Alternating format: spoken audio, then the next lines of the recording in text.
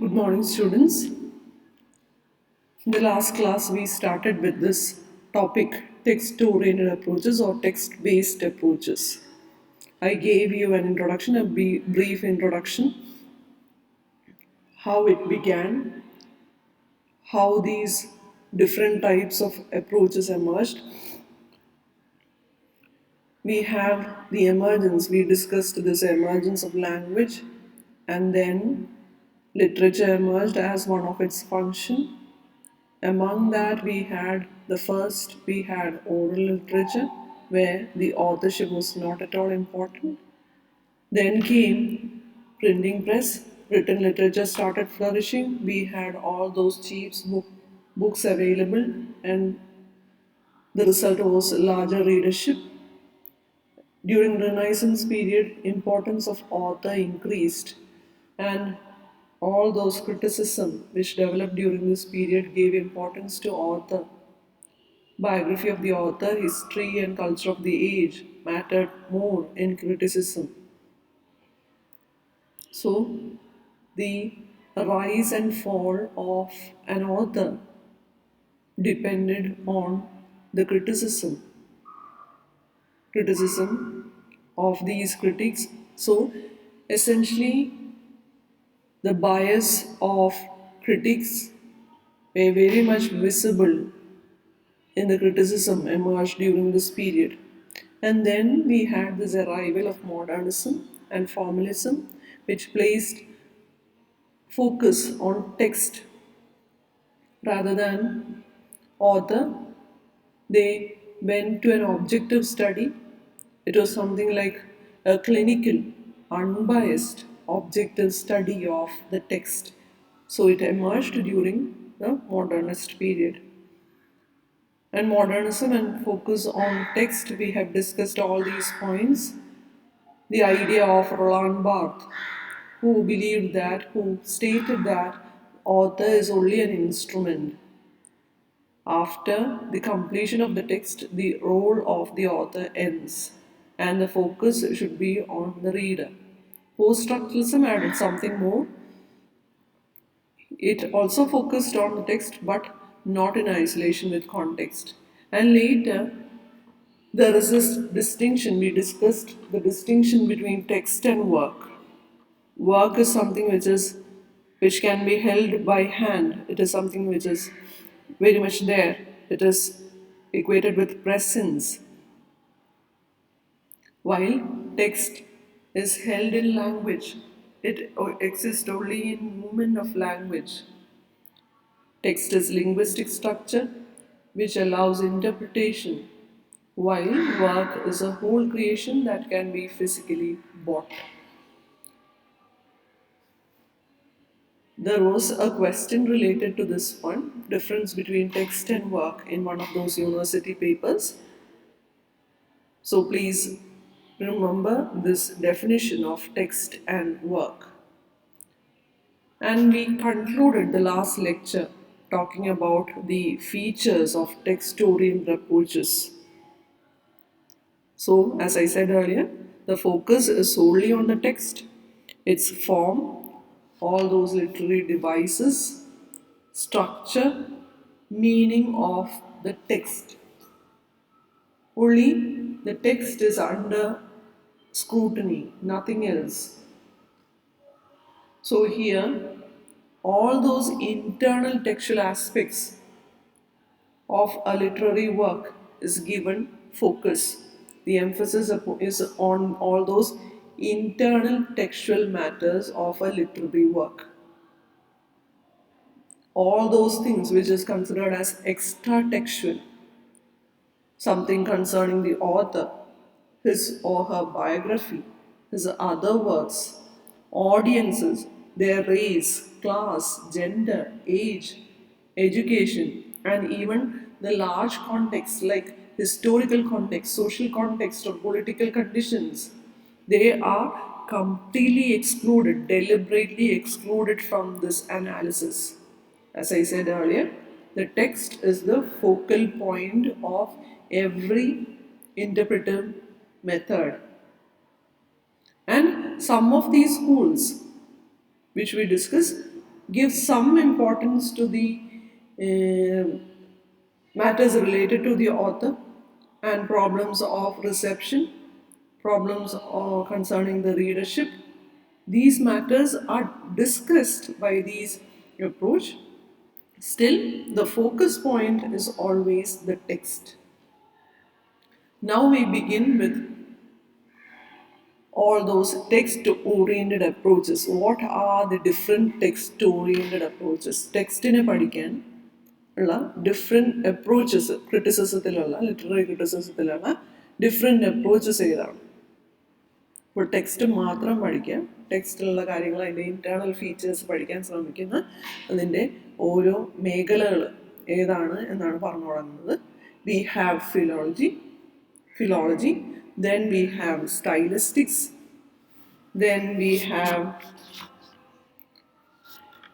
rhetoric, new criticism, and later semiotics, and we will also discuss ambiguity. Three points are textorial approaches. So, in this class, we will discuss the first one, philology.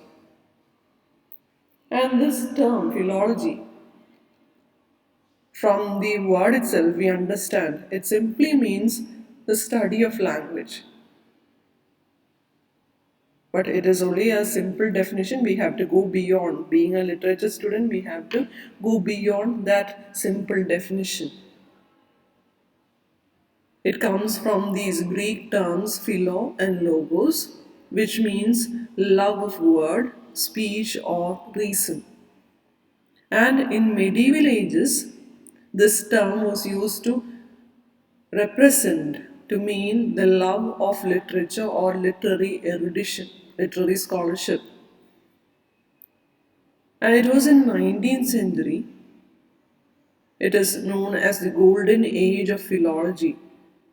We had these philosophers like Schlegel, Nietzsche. They were the first. These are the philosophers who contributed to this area of philology. M.H. Abrams had made this definition. It is the scientific study for the constitution and history of language,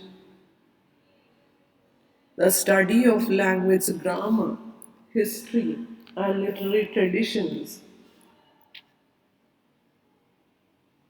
So we can attribute the following meanings to philology.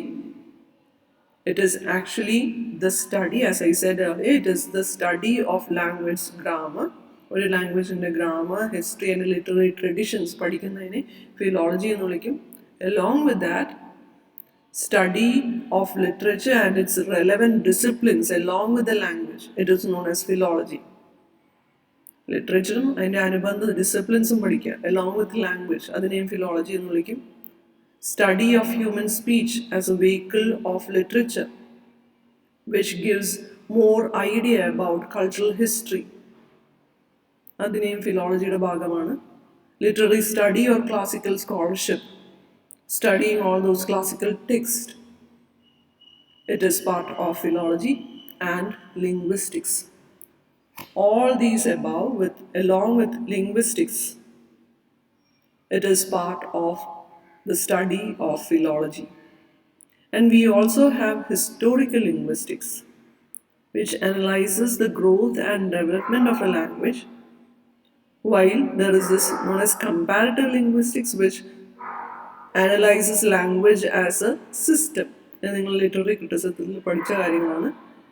Historical analysis is something like a diachronic approach, and comparative study, it is synchronic approach.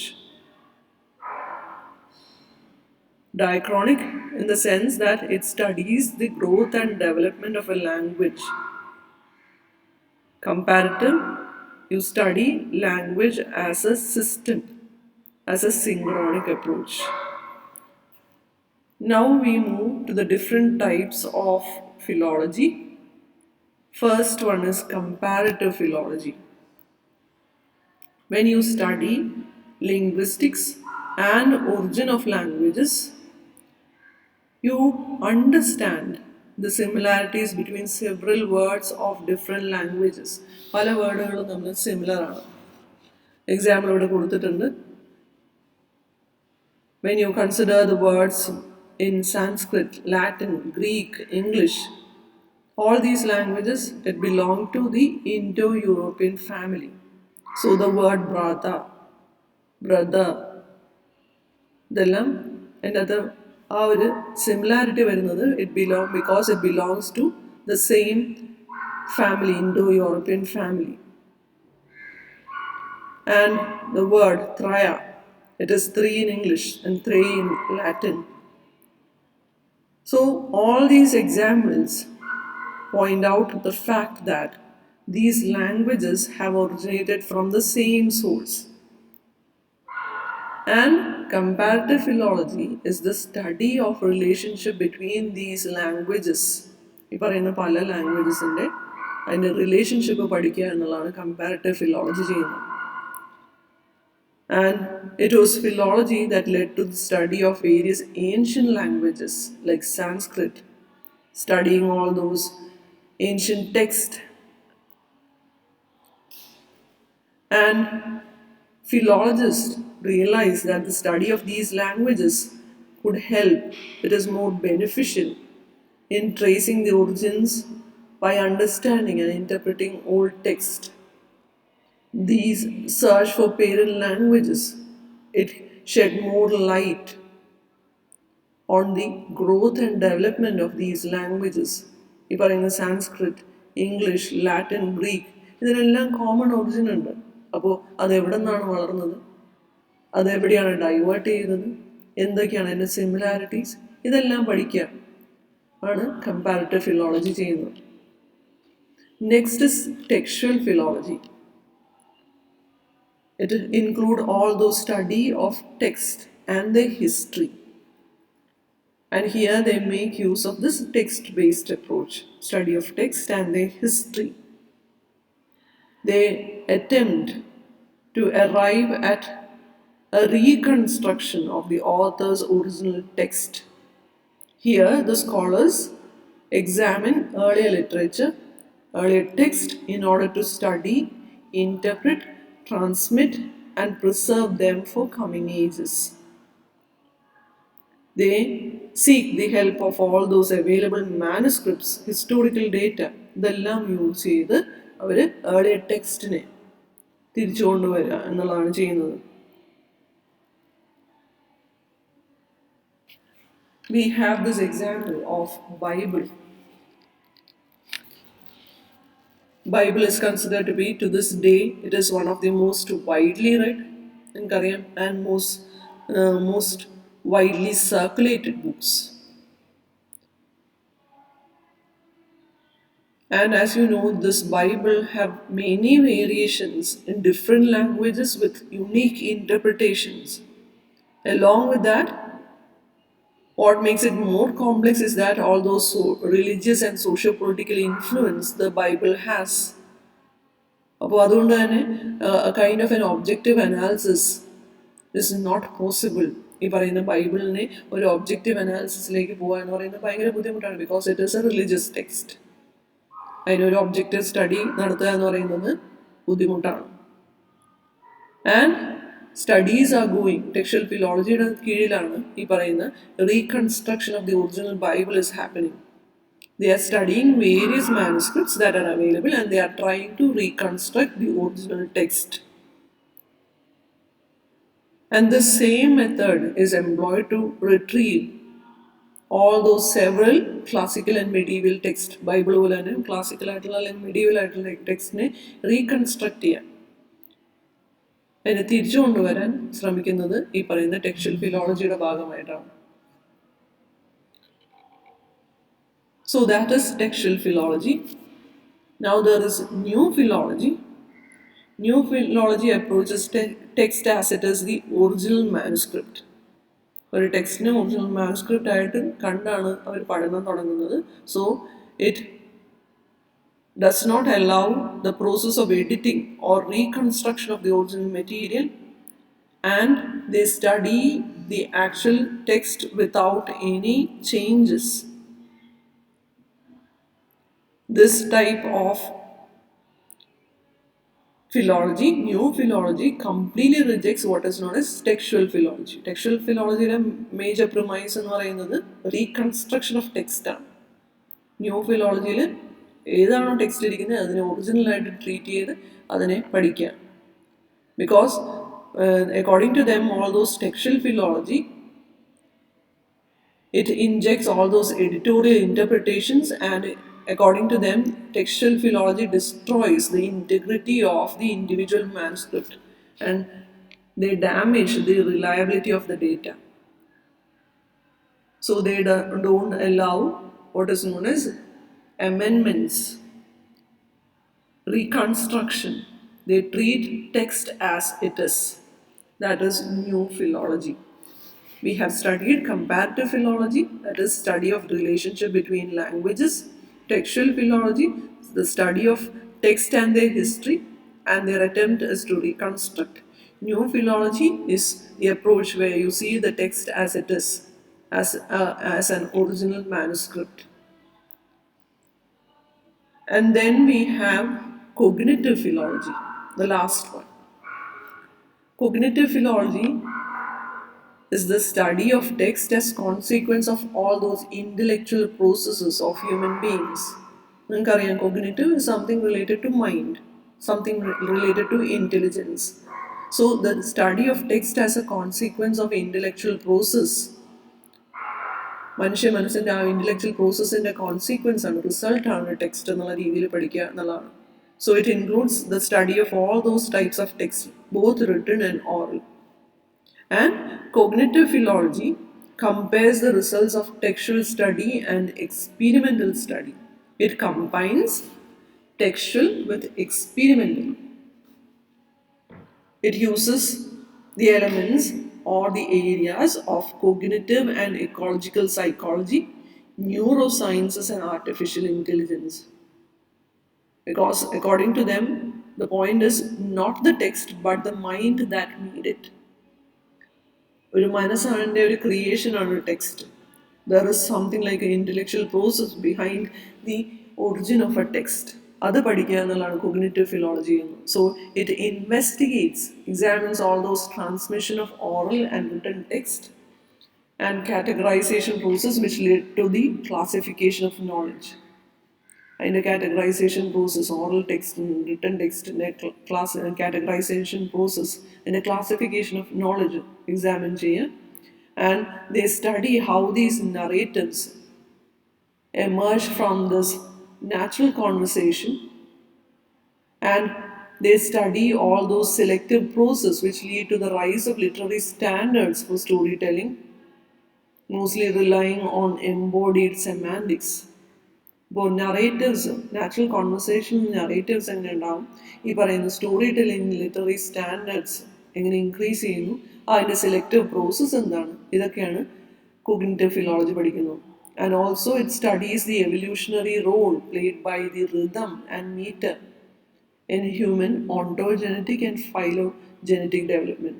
Ontogenetic and phylogenetic development of a human being. Ontogenetic is the development of human being as an organism. Phylogenetic development is development of human beings as a species. ഒരു human being എന്നുള്ള ഒരു ഓർഗാനിസത്തിൻ്റെ ഡെവലപ്മെൻറ്റും അതിൻ്റെ ആ ഒരു സ്പീഷീസിൻ്റെ ഡെവലപ്മെൻറ്റിലും ഈ പറയുന്ന rhythm, മീറ്ററിൻ്റെ role എന്താണ്, and all those semantic associations in this cognitive map, mind മാപ്സിൽ സെമാൻറ്റിക് അസോസിയേഷൻസ് എന്താണ്, ഇതെല്ലാം പഠിക്കുക എന്നുള്ളതാണ് കോഗ്നിറ്റീവ് ഫിലോളജി എന്ന്. So it is more scientific compared to other philology. It provides a scientific ground for all those multimedia critical editions of literary text. So this is cognitive philology, study of text as a something which is a result of intellectual process. You include the field of cognitive and ecological psychology, neurosciences, and artificial intelligence into this study. That's it, girls.